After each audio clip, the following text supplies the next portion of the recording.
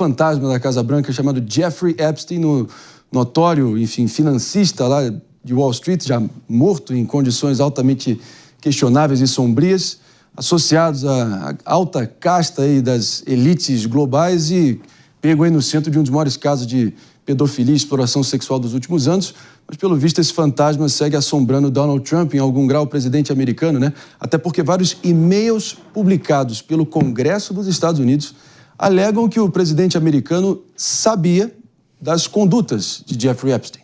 Eu vou acionar aqui o Eliseu Caetano, que está ao vivo agora com a gente, ao vivaço. Fala, Eliseu, para explicar essa história. Assim, de novo, e-mails soltos não necessariamente é prova de culpa cabal no cartório, mas, de novo, vai se criando um clima terrível, como diria Galvão Bueno, né? Vai criando um constrangimento.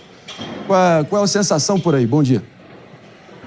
Bela parafraseada, viu, Marinho? Muito bom dia para você, para os nossos colegas aí no estúdio do Morning Show e para todo mundo que acompanha a programação da Jovem Pan. A gente volta a falar ao vivo, direto dos Estados Unidos, porque os democratas, sim, o partido que faz oposição a Donald Trump aqui nos Estados Unidos, eles foram os responsáveis por liberar trechos, partes e alguns e-mails até na íntegra, mas como você disse, truncados, escritos em épocas diferentes, em lugares diferentes, por ninguém mais, ninguém menos do que o bilionário Jeffrey Epstein. Ele que morreu em 2019, quando cumpria a pena, ou melhor dizendo, enquanto cumpria a pena, em condições que a gente ainda não sabe explicar, né? Como você também bem disse, viu, Mari? O Congresso dos Estados Unidos publicou esses e-mails e trechos de e-mails que sugerem que Donald Trump, o presidente do país, tinha conhecimento da conduta de Epstein e que, em um determinado momento, o atual presidente chegou, inclusive, a, abre aspas, passar horas em sua casa, no caso, na casa de Jeffrey Epstein, com uma das vítimas, fecha aspas. Jeffrey Epstein, como eu disse, ele foi um empresário norte-americano conhecido pela ampla rede de contatos com políticos, celebridades, executivos. Ele foi acusado pela justiça norte-americana de abusar de mais de 250 meninas, todas menores de idade, e de ser o líder de uma gangue, de uma rede de exploração sexual. Epstein foi preso em julho de 2019 e, segundo as autoridades aqui dos Estados Unidos, tirou a própria vida um mês depois dentro da cela enquanto cumpria a pena. Esse e-mail que foi divulgado, que está sendo amplamente repercutido na imprensa mundo afora, mostra Epstein chamando Trump de sujo. Teria sido enviado no dia 23 de agosto de 2018 e faz parte de uma troca de mensagens entre Epstein com a então advogada Catherine Wemmler, que era conselheira da Casa Branca durante o governo de Barack Obama. Nessa época, Donald Trump já era presidente e acusado de fraude contábil por conta da eleição presidencial de 2016. Segundo, na época, as investigações, ele ocultou pagamentos feitos à ex-atriz de filmes adultos Stormy Daniels para comprar o silêncio dela em um caso, ou sobre um caso que os dois supostamente tiveram. Mas nessa troca de e-mails, que é o que de fato interessa e é o que de fato está repercutindo aqui nos Estados Unidos, Marinho, a ex-assessora da Casa Branca enviou para o Epstein um artigo de opinião do jornal The New York Times, no qual o colunista afirmava que Trump havia cometido crimes e delitos graves que justificariam a abertura até de um impeachment. E daí veio a frase de Epstein bem grande, né? O bilionário chegou a afirmar que Donald Trump sabia de todas as coisas sujas e obscuras que aconteciam durante as festas que Epstein produzia.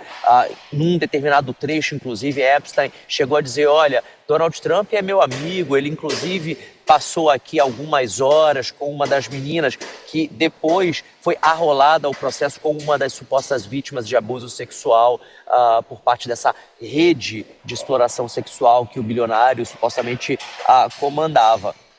E aí, obviamente, a imprensa do Brasil e a imprensa do mundo inteiro, mais uma vez, começa a repercutir novamente esse caso. Traz à tona, traz do lamaçal, podemos dizer assim, todas essas informações que juntas podem até dizer alguma coisa, mas que aparentemente, pelo menos do ponto de vista jurídico, ainda não se comprovou ainda nenhum tipo de participação de Donald Trump com o Jeffrey Epstein. Bem, que eles se conheciam, isso é fato, se encontraram em várias festas, trocas ali de mensagens, tudo obviamente arrolado nesse processo judicial, mas nada ainda que comprove diretamente a ligação de Donald Trump com qualquer tipo de conduta dessa ou nessa rede de exploração sexual, nada que comprove que Donald Trump participou, por exemplo, de alguma das festas e que teria abusado de alguma dessas menores, né? Mas o caso chama atenção, obviamente, como não poderia deixar de ser, porque Donald Trump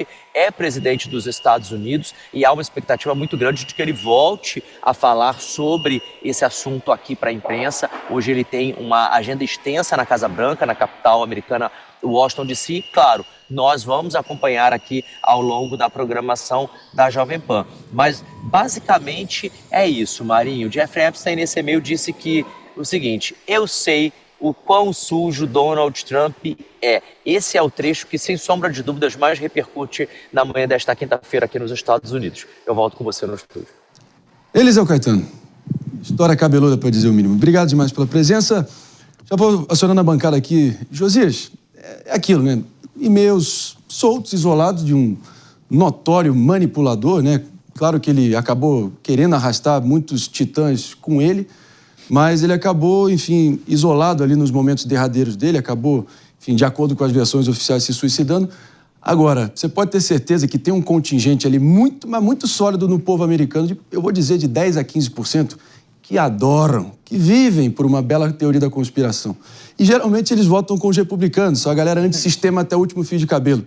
E é aí que mora o perigo, porque a parte considerável da base do próprio presidente Trump que está começando a questionar ele e dar essa dor de cabeça na cobrança, né? Para realmente jogar limpo. Quem não deve, não tem. Pois é, uma das bases dessa nova direita americana, veja bem, existe uma nova direita, assim como existe uma nova direita no Brasil, existe uma nova direita nos Estados Unidos. E Donald Trump, por exemplo, quando ele chegou ao poder, uma das pessoas que ele mais criticou foi George W. Bush, que representa bem essa velha direita norte-americana. E uma das bases dessa nova direita americana, do qual Donald Trump faz parte, é a ideia de que existe uma elite de pedófilos que controla Hollywood, que controla os Estados Unidos e faz uma espécie de deep state que controla a opinião pública, a mídia, etc. Se de fato essas coisas forem comprovadas, eu acho que aí é uma grande fragilidade para Donald Trump. E o fato é o seguinte: o passado de Trump realmente tem muitos indícios desses elementos de que ele participava, saía com prostitutas, etc. E andou com o próprio Epstein. Agora, ele nunca foi na ilha. Nunca foi na ilha, nunca foi incluído ali nos catálogos ali, né? Enfim, na forma de você, enfim, nas listas, né, que participaram dos voos, né, no famoso Lolita Express, que era o avião que levava essa galera toda para a Ilha da Depravação, né? E advogado, banqueiro, CEO, enfim, tem 27 menções ao ex-presidente Bill Clinton, né, presidente americano dos anos 90. Pois é, e até o príncipe Hillary. Andrew, né? O príncipe Andrew também foi defenestrado ali da coroa britânica por causa do envolvimento dele. Diego Tavares, não deixa de ser... É o seguinte, na política, na vida e nos negócios, se você está se explicando, você está perdendo.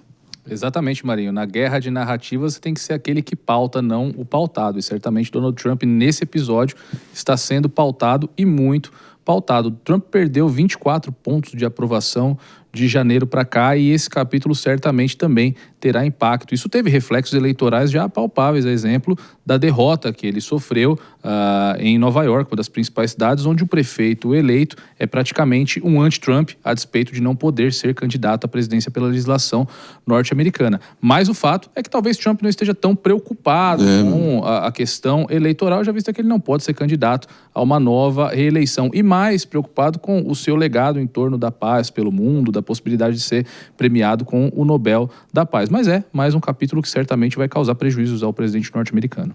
Mas tá aí, né? Aninha, só a tua opinião aí também, porque, enfim, querendo ou não, Donald Trump, quando a casa começou a cair pro Jeffrey Epstein em torno de 2000 enfim, nos últimos anos, né? O próprio Trump foi muito receptivo ali com as autoridades, abriu Mar-a-Lago, que é a Casa Branca do Sul, como eles dizem, né? Lá na Flórida, em Palm Beach.